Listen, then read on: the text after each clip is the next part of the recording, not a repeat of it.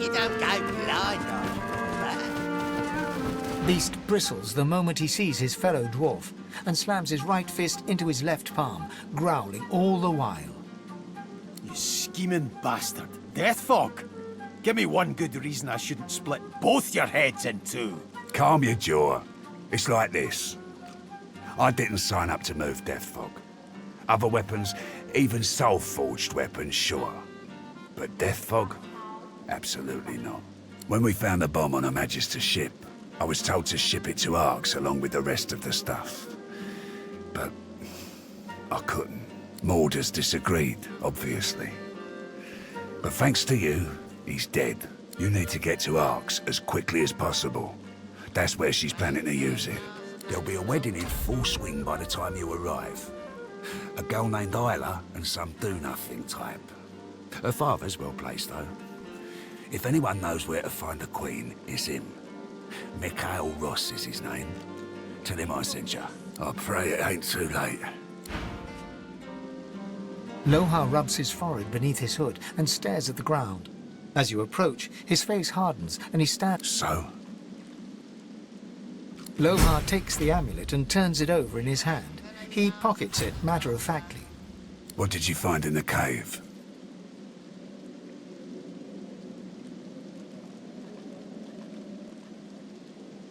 Dead, more dead, and Mordus with them. I owe you. Whole realm owes you, really. But I'll do my best to settle that debt myself. Take this key. Nicked it from the Whites. It opens a chest in the Magister Barracks, 2nd floor. Be careful getting at it. If they spot you, it'll be lights out. I guess there's no hiding it now. It's like this. When we found the bomb on a I didn't want my people. Morders disagreed. I'll go destroy the Death Fog bomb myself. Make sure no one can... What do you mean? Do you mean... My gods, were we too late? You need to get to Arx as... What have we done? I don't deserve your kindness. I should have told you before. No, I've got no excuse. I'm gonna do what I can to stop the Queen.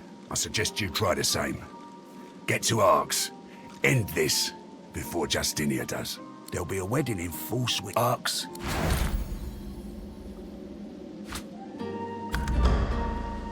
Not much of a landlubber, but sometimes I get no choice in the... Listen, when I was wee, one of Laura's manservants used to tell an old lizard tale.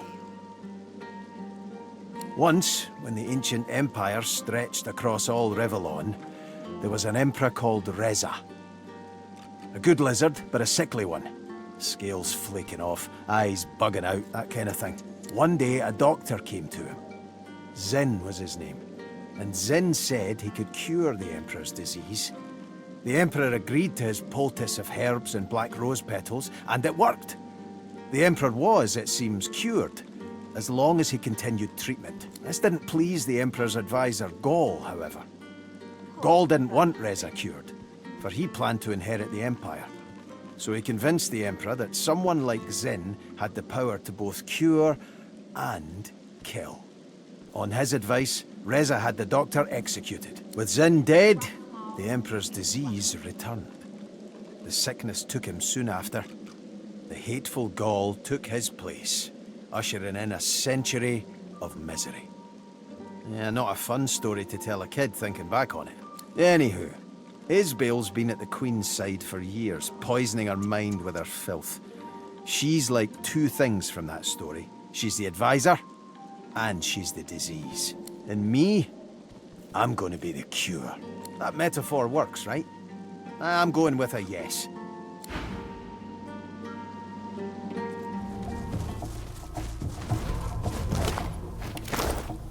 The spirit peers up at you intently, an obsessive focus clear in her manic eyes. Trolls. Do you know a fascinating thing about trolls? I know all of them.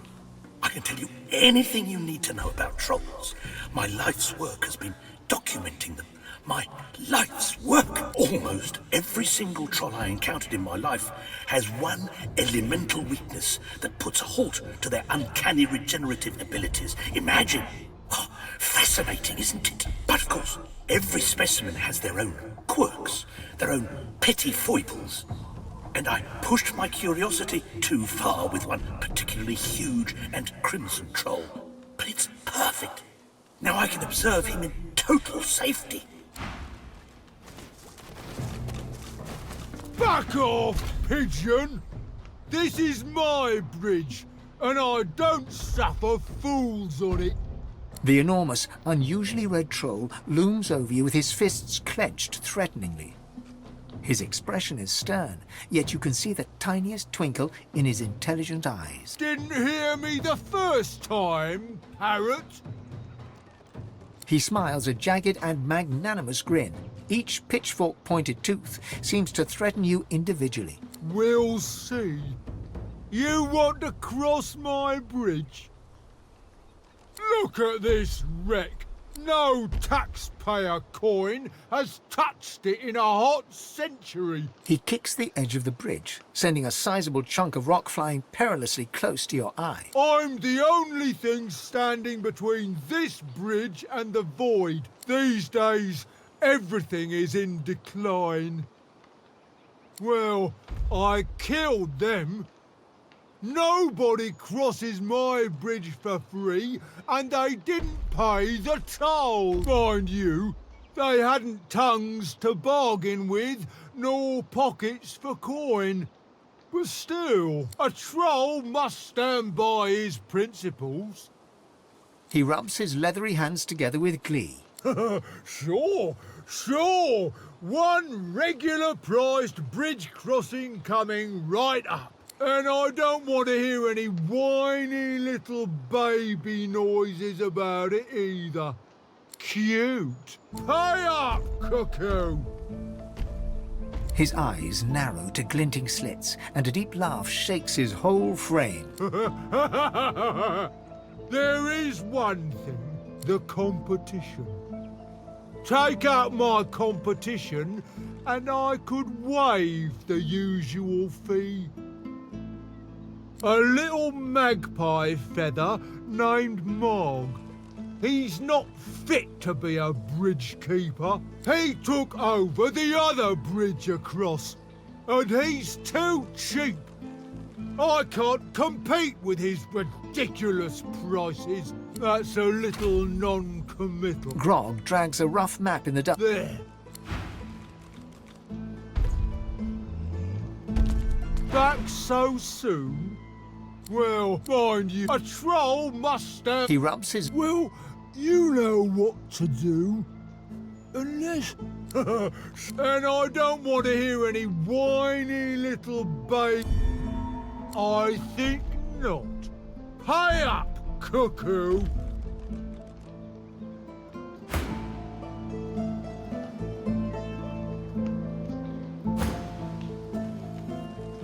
He smirks as he...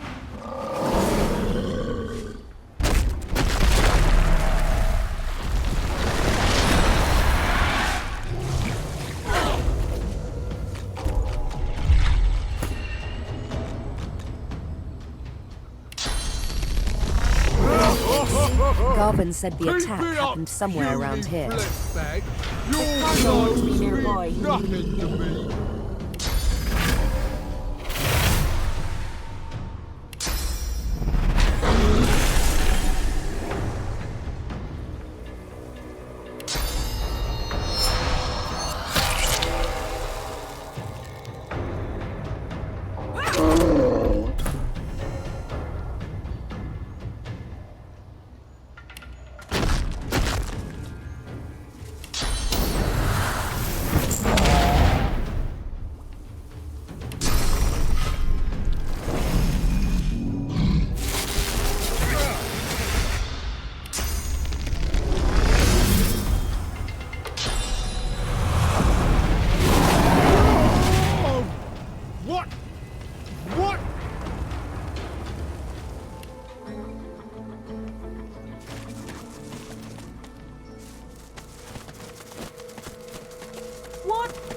What is that thing?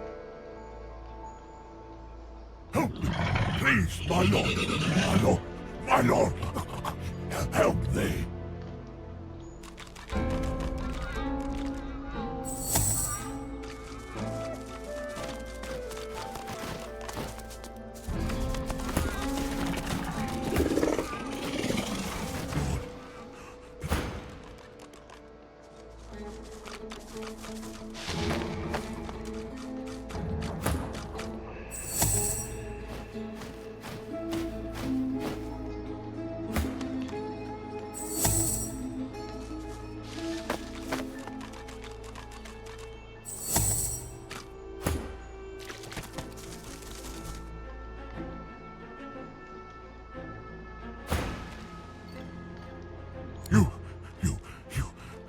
cannot come here. I'm not done. I... The creature suddenly holds itself around the ears, as though seized by a great pain. Several flapping jaws open and close over a single many-fanged maw, like a taxidermist's experiment. Go! Why are you here? Why do you come here? His frantic gaze passes from the blood-stained altar to you. Comprehension suddenly clears the agony from his face. He wants blood. He wants blood. My lord, I'll give you blood. I'll give it all. I beg you, my lord. Accept.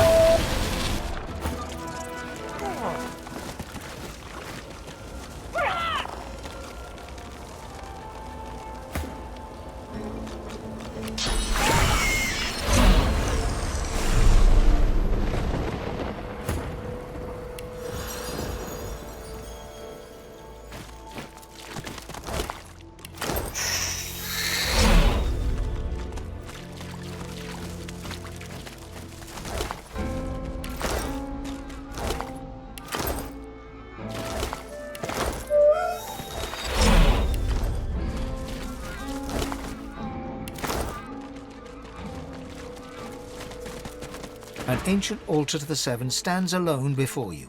Faint, comforting heat emanating from the stones themselves calls you forward. The stones appear to be just that. Apart from a few faded red stains across the topmost slab, nothing unusual betrays itself. Gentle heat warms your hand. The air stirs, as though someone had appeared and taken a seat upon the altar. A voice rises around you, its source unclear. Fractured whispers surround you. Hurry.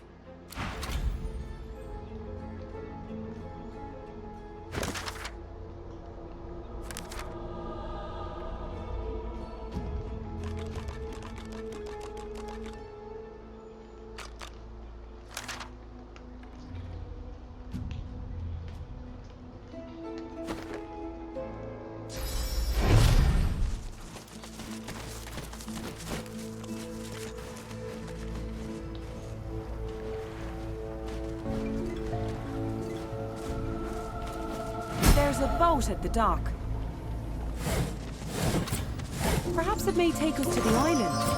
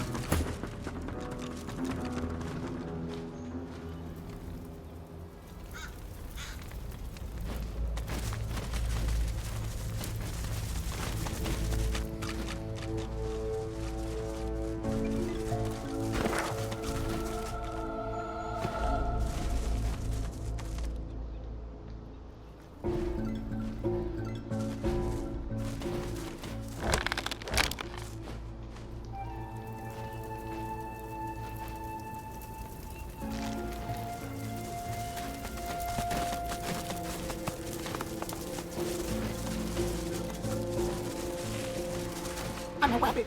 Over there. I'm not falling for that one again.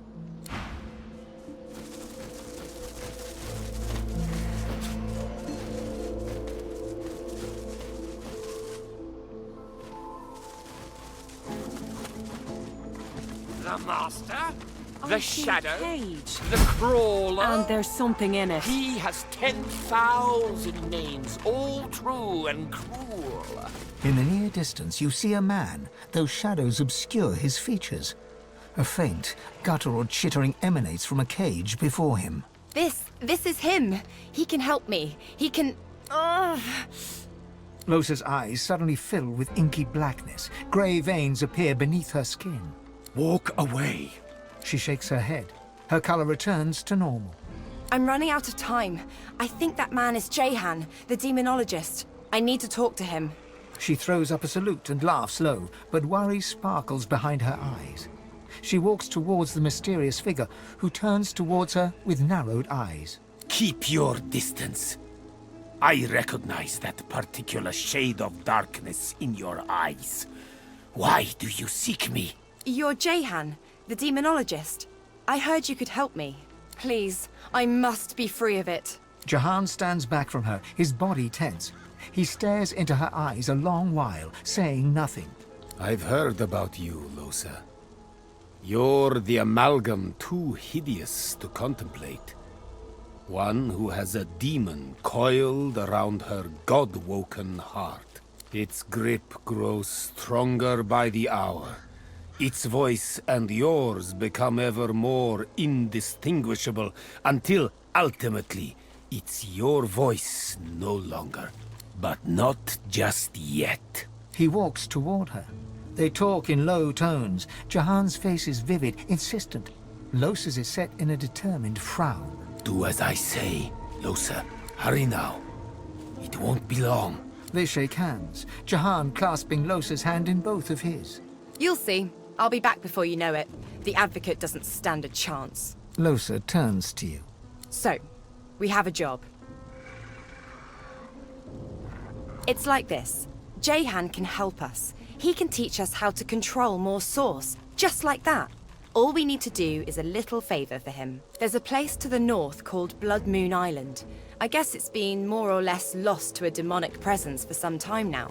There's a fellow there, goes by the Advocate, and our new pal Jahan would like to see him taken care of. We take care of that, and Jahan helps us control more Source. And after that, he may even be able to help exorcise what ails me. Sound good? Of course it does. She turns away before you have time to answer. Excuse me. You travel with Losa, do you not? We need to have a word, you and I. I suppose I don't have to tell you her condition is... rather dire. Fast, most certainly being the operative word. The thing inside her is voracious. It's a testament to her strength that it hasn't long since consumed her whole. Perhaps that's because she's God-woken, just like you are. The fact that she's God-woken is what's saving her, but may also be the very thing that spells the world's doom. Do heed me when I say that under no circumstance must she be allowed to ascend to divinity. The demon, not she, would be a god. It would bring about the end of time and space and all creation as we know it. I say this to prepare you for the worst. I say this to prepare you for the kill may come to pass. You must be ready to be the death of Losa. Should she come close to ascension, you may not hesitate. Stand ready to end her, even if it breaks your heart. Then practice the moment in your mind, for hesitation will mean annihilation. There may be more I can do for you. Come find me if you are interested in growing the source inside you. You may find that new strength will soon become essential.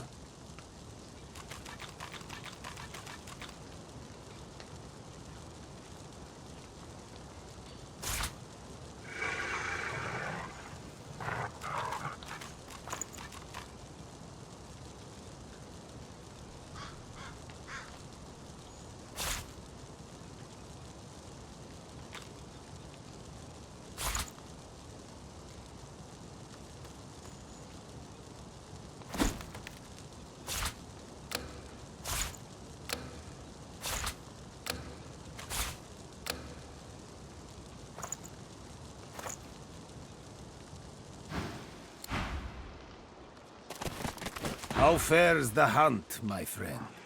Death fog obscures any approach and hangs thick over the collapsed bridge that led to the isle from the Driftwood Road. There is more than the mist alone there, though. Magic that evades my eyes. I also spotted a sloop further down the shoreline. But of course, a quiet afternoon's boating trip will be quite ruined once one hits death fog-shrouded waters. It is a place of irony, if you will. Once the site of an academy dedicated to the art of demon hunting, now the remnant of a dream sliced open into nightmare. Rumor has it an exorcism went wrong there long ago, and for a short time a great demon stood unopposed. Had it not been for Dr. Deva, the entirety of Reaper's Coast could have looked like Blood Moon Island looks today. He contained the demon and its blood spawn to the doomed shores of the isle, surrounded it with death fog, and never looked back. I met him once, during a soiree in Arx. Quite the eccentric is Dr. Deva. But then again, He looks you up and down. aren't we all? He smiles, like one would at a child, asking about the birds and the bees. I know because I've known others like you. Those whose fates are chained, for better or for worse, to that of the gods themselves. I have battled the foe of foes and conquered it. For a while. I have sat in perfumed gardens with the source herself, drank life from her very lips.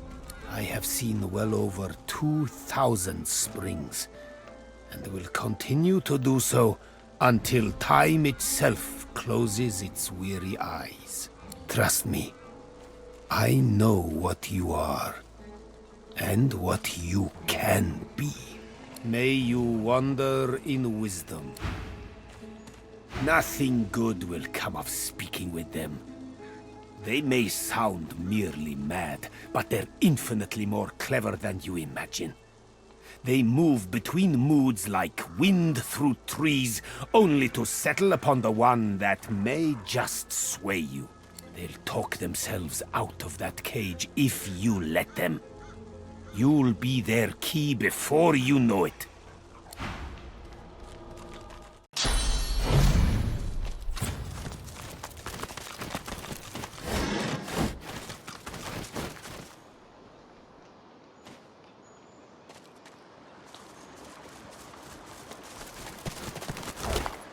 Crackers. That's squirrels. Oh, hello there. A fine day it is. And the finest day for a wee saunter through the trees it is too. Not even any void woken left to spoil it. Oh, just the best. Just the bee's knees. I've made more money today than in the last month combined. Thanks to a group of magisters who were in such a hurry they didn't have time to haggle. Some sorcerer who fled by earlier. And she paid a handsome toll too. Isn't a healthy business environment just wonderful? Grog and his pathetic bridge give me just the little kick of competition I need to improve my service. And increase my prices. Marge bats his eyelashes at you. You can't quite tell whether he's serious or not.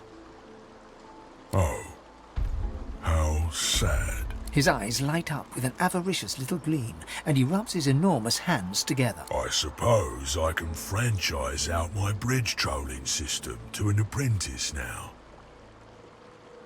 Whoa, not so fast. I do try to be nice about it and all that. But this bridge is Marge's business. Since it is such a fine day, I can let you pass at a discount if you entertain me with tales of valiant void-woken battle. Otherwise, full price. Marge's nose wrinkles up tight, his disdain for you evident in every crease. Well, Of course, technically, one can cross a river on a tree trunk. But is that really civilized? Is that really the message you want to put out about yourself? Surely not. Surely you are a sophisticated ally in the battle against the Voidwoken. Over you go, and be sure to appreciate the bewitching views as you cross my magnificent bridge.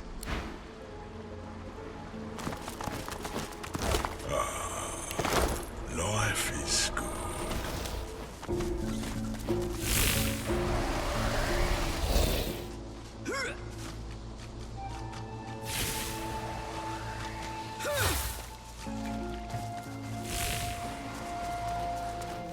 The lizard looks at you with undisguised fury, and then doubt. You don't look like a magister. I've heard that a lot lately. It's always a lie. Under her breath, she incants a simple spell. No sooner does a portal open beside her than she steps into it, and is...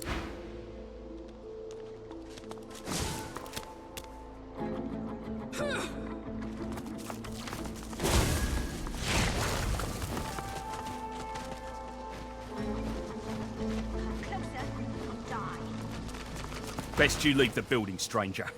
We have Sorcerer Troll. We're trying to talk her down without a fight. It's not going well. God's damn sorcerers.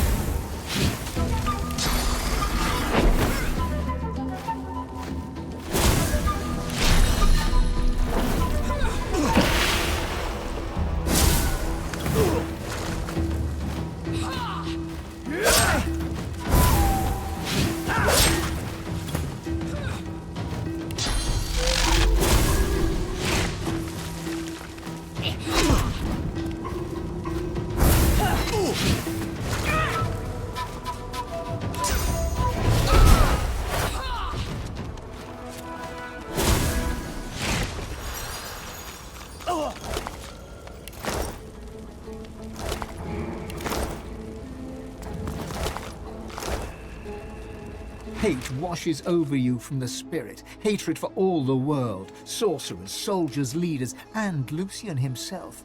Especially the Divine, who died and left us all alone. The Magister's spirit has the 1,000-yard stare of the death-shocked.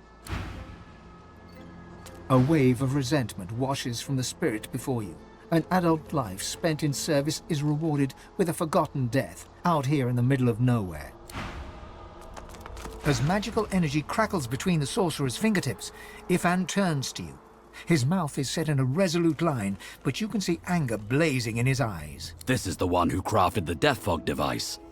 This is her. I have questions that need answers. You made the Death Fog that annihilated the elves. Who do you work for? How did you trick Lucian? Ifan stalks forward and grips the sorcerer by the throat, lifting her clean off the ground. She sputters and chokes, eyes bulging and hands flailing as he squeezes her neck tighter and tighter.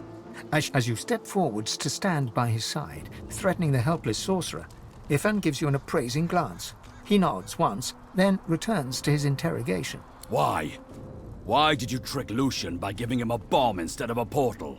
The sorcerer casts a look of mingled terror and confusion at Ifan. He releases his grip slightly, allowing her to stand once more. What? I just made the device the Divine himself ordered, I swear. And as for using it, that was all Lucian and Alexander. I was there. Lucian knew exactly what he was doing. Ifan turns white and drops the sorcerer to the ground completely. In all your adventures together, you've never seen him so shaken. Her complicity in the deaths of thousands has earned her own many times over. But it's not right for me to take the final cut. He turns to you with defeat in his eyes, and all the sorrows of the world weighing on his shoulders. She was a soldier following orders, just like me. Let her live with the torment of her actions, just as I have to. The sorcerer nods a grateful smile at you, picking herself up from the ground and backing away from Ifan. Magisters are dead. She offers you a grateful smile. I owe you a debt. She opens her hands, and between them opens a tiny portal. I bid you farewell.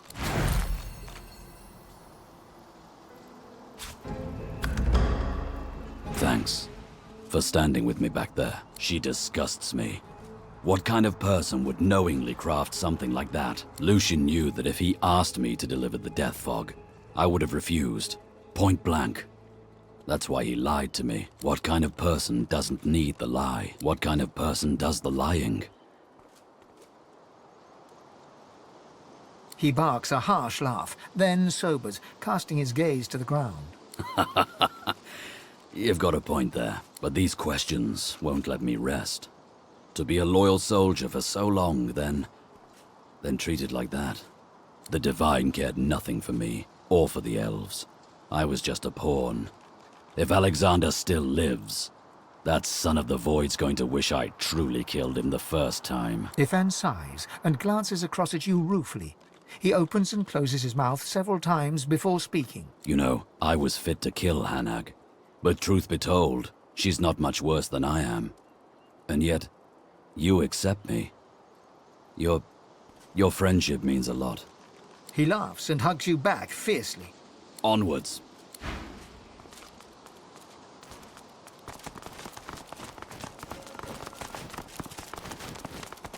My hero. She offers you a grateful smile. She gives you a long look, considering the request. You have proven yourself a friend at least, but you must prove your heart. I'll ask one more thing of you. I left my apprentice, Gwydion Rintz, at the Black Pits. He is with his family. They are in danger.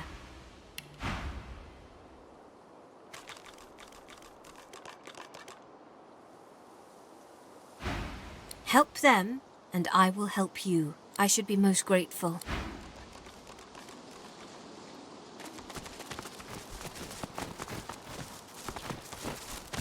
Pinched of face and stern of features, the spirit of a matronly nun eyes you gravely above her prayer beads. Welcome to the House of Rallick. What brings you to my master's abode? This is the home of Rallick on Earth. You would be wise to bow your head in his honor, as all the races should bow before his chosen one? She nods, satisfied.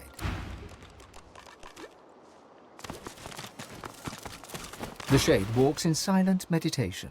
With eyes closed, she gently places her feet one by one on the grass. Sensing your presence, she opens her eyes and smiles at you, serene. Blessings of the child Rallick upon you, my child. Her thin lips press together. A fleeting look of despair crosses her wizened face, only to vanish almost instantly. I cannot read the future, child. I live still, see? How else would we be in conversation? Rallick honors his chosen. Were I dead, I would be standing by his right-hand side in a hall of echoes. Here is a place of tranquility where those of faith can gather together.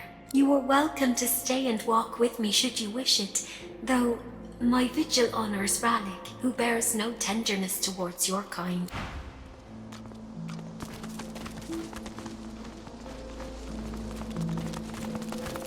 The spirit of a very young nun wanders in the cloister. Seeing you, she gives you a shy smile and a bobbing curtsy. Hello? Are you lost? Are you looking for a home? Yes, it is my home.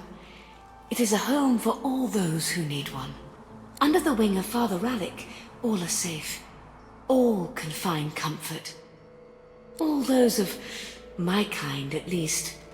My parents were killed. Tragically. It was an accident. I wandered in the forests until the sisters found me. They washed my sins away, fed me, clothed me. That's what home is. She shrugs. If you had to choose an adjective to describe that shrug of hers, the closest word you could find would be sly. Home's home. And besides, my parents are surely in the halls. By Rallick's blessing, I remain here.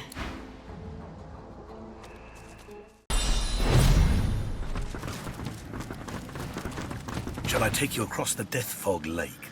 I shall. I shall. It is. But I know what I'm doing. I've been working this crossing my whole death. Trust me. A trifling amount, I'm sure you'll agree. Payable in advance, of course. But that makes no sense. Think about it. You don't pay the ferryman until he gets you to the other side, out of fear that he'll murder you midstream. Rob your corpse and dump you in the water, my friend. If murder was on my mind, I could do the job right here. Payment in advance. Wouldn't want to have to ask you to cough up when we get to the other side. All aboard. The bell is ringing and we're ready to depart. Get in the boat, I mean to say. Well done. You made it through. Well, some of you.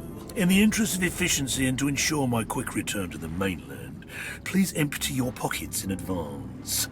Thank you. Please, come again. I didn't lie. I just asked you to trust me.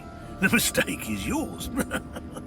I could have spent a little less time circling around in the mist, but I like to offer value for money.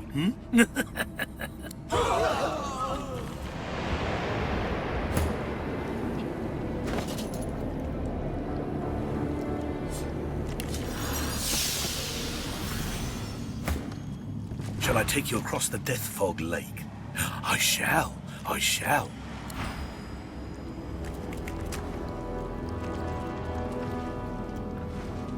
Made it.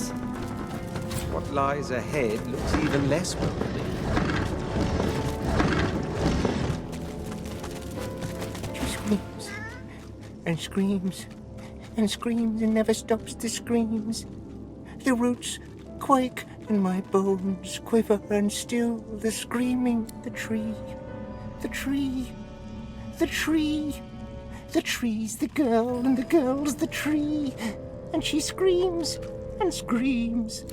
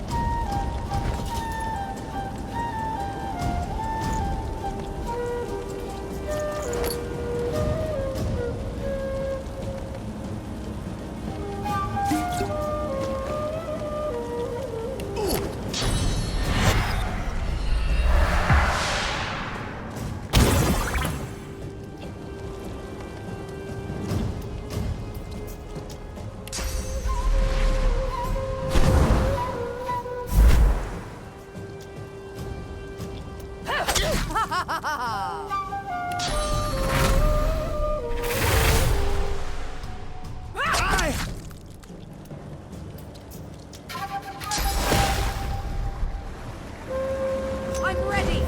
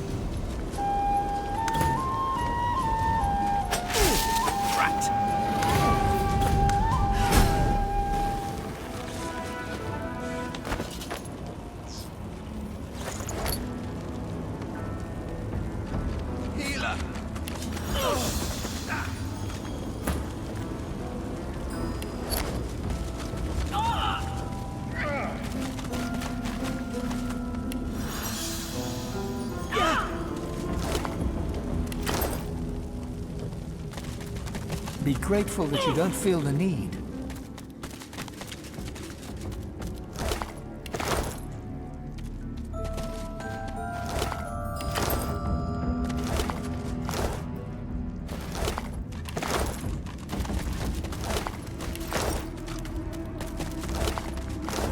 The spirit of a black-ringed defiler swings her ghostly blade at invisible foes. She turns and shouts to unseen comrades. Her voice is a guttural snarl, ruined by the effects of death fog. Go, find the druid. We need to find out what he knows. I'll hold these things off. She turns back and cleaves her sword through the air. It makes contact with something. The echo of a bestial roar catches your ear.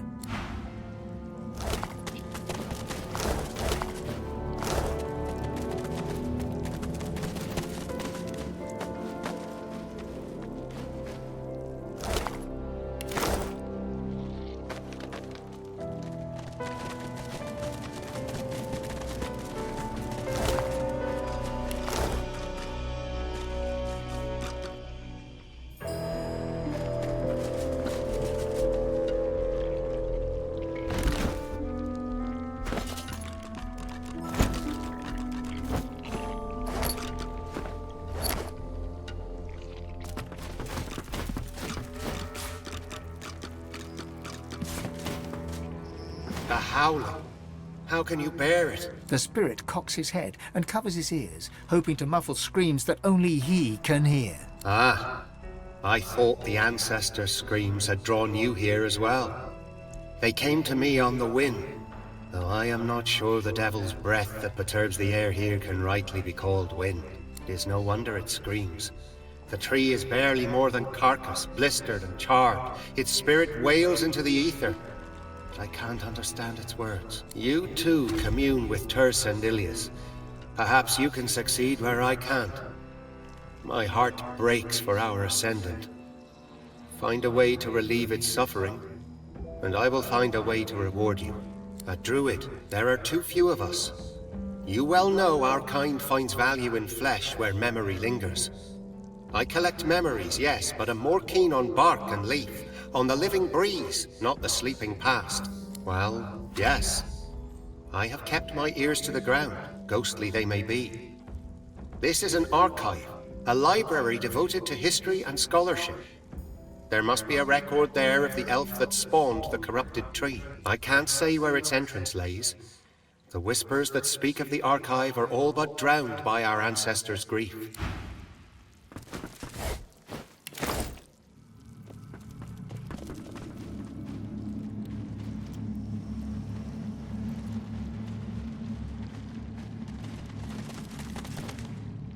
The strange floating thing gestures emphatically with bloody tendrils, urging you away from the center of the island towards its southern shoreline.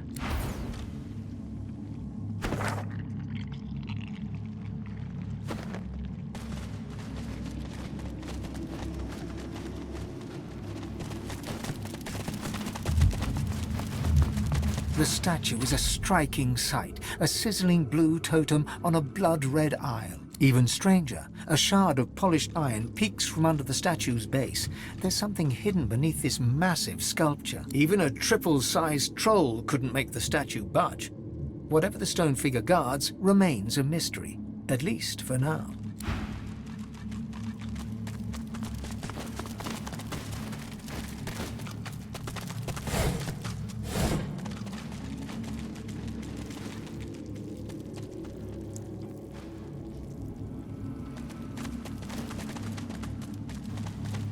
Quite the crowd.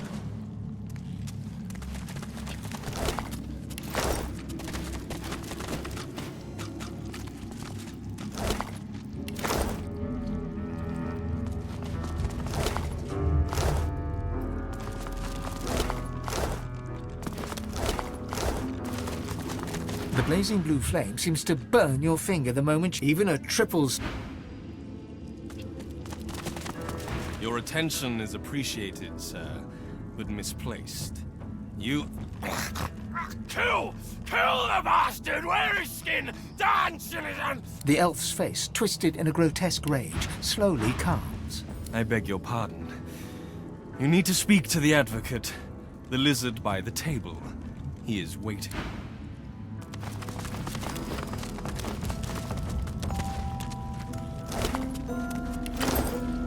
The hulking warrior's eyes dart about in panic, but his voice is loud and strong, even if it does not quite match the movement of his lips. You have been summoned. Go do your duty. And the advocate has us. How can I tell if he's to be trusted? You don't need me to tell you that. Ah, there you are, and with just the little demonic host I've been looking for. You don't mind if I have a word with Mazlosa, do you? I was just curious about the progress of your little hunt. I met your old buddy Jahan, if that's what you mean. I don't have buddies. I have associates. So, did he help you with the, matter at hand? He's putting me through my paces. I have a few more hoops to jump through before he'll help me. Nothing in life is free, I suppose.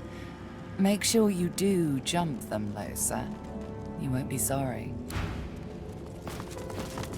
You're here to work. Are you also here to trade? I have much to show.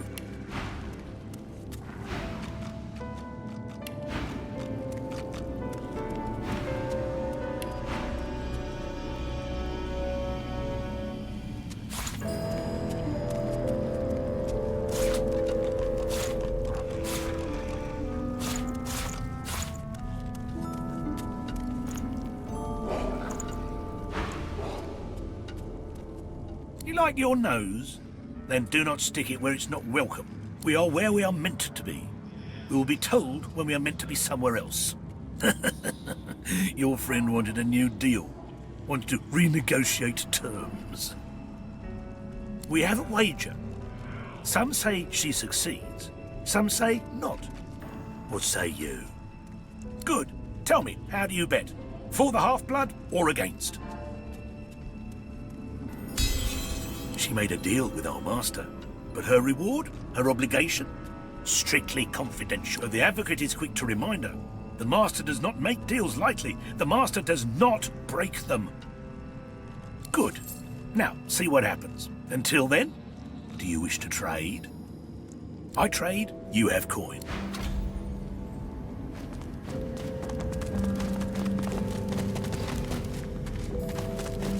Oh, it's you. I don't see why not. I've got business all around the realm, same as you. None of yours. Thank you. Bye-bye. Her eyes suddenly flash with fury, then fade back to normal. We'll discuss this later. Now, if you'll excuse me.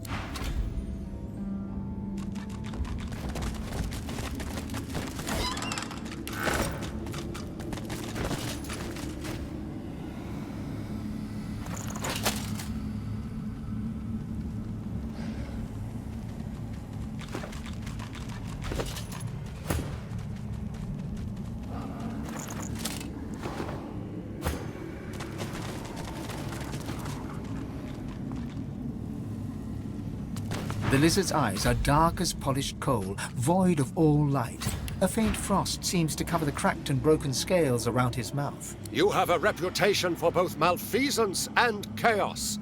Imagine my surprise when it took you so long to find your way here. I see the miasma surrounding our islet certainly did not hinder you. Well, here you stand, in the flesh, so to speak. And a finer collection of corpusculae I never have seen. I trust you are not opposed to a mutually beneficial accord between civil and gentle persons. You may spout jovialities from dawn until dusk, but I assure you that our situation is not a mirthful one. I am here at the behest of my master to offer you a simple exchange. An offer of aid for the promise of aid. The epitome of civil reciprocity. You and he possess a common foe. The power behind the Voidwoken has made our lives hell, so to speak. Since the Divine Order unleashed death fog against the Black Ring and those darling woodland creatures. And as the gods have shirked their duty, perhaps we could come to a mutually beneficial arrangement pertaining to both of our objectives. Indeed, I can offer you the source channel that you seek forthwith, as a gesture of good faith. Indeed, the creatures that strut about this realm so often do. Very well. I can see them straining against your lips. Unleash them, Godwoken. Ask your questions, because it is expeditious to do so. My master would have this isle cleared as quickly as possible. The lizard looks about to make sure no one else can hear, leans in and whispers conspiratorially. And, if you are to become the new Divine, I would much rather be an ally than a foe. After all, the power you wield will be as a great sword to my master's butter knife. There are legions that would follow you, myself included. Your power would be unfathomable. Assuming, of course, you take it for your own. My master has been troubled by the presence of the Void as it creeps ever forward, encroaching on areas in which he himself once ruled supreme. None more so than this island. There is a tree at this island's core which has special significance to my master. Think of it as hallowed, sacrosanct ground. But the Black Ring maggots writhe all about its trunk, and you will exterminate these termites. It is simplicity itself, in truth. Why, the only thing you truly desire, or certainly the only thing you truly need, I will reveal unto you the location of the Council of Seven. My master has dealt with many of your ilk. Small-minded creatures with a hunger for power, out to save themselves or loved ones or the world, some fantasy or another, but all are willing to strike a covenant if it means their success. One was even willing to give up the location of this council to earn my master's boon. How felicitous that you merely have to spill a little blood to earn the same. One may ask, one may inquire, but one should be eternally wary of what one demands. And one should heed that twicefold for information like this. There is power in names, power far, far in excess of your mortal limits. I'll not deliver that power unto him. Have your ears been found defective, or do you... My master's identity is of no practical consequence in this matter. You need concern yourself with nothing barring the truth that my master always honors his vows. Your smoldering, half-demon pet can attest to that. I She is the one that comes to me, helm in hand, in a sad attempt to beg and snivel her way out of previous and quite binding contracts. Alas, I am not at liberty to say more. My master values privacy above all else. He would not take it kindly if he discovered I had been indiscreet. Gotta say, I think we're onto something interesting here. It's a two-parter. First, I'll run a little favor for him, taking out an enemy of his called the Advocate, and he'll help me grow my capacity for Source. All the better to fight the demon with, according to him. After that's done, he'll be able to exorcise the demon. It's almost too simple to be true. I guess we'll see what kind of fellow this Advocate turns out to be.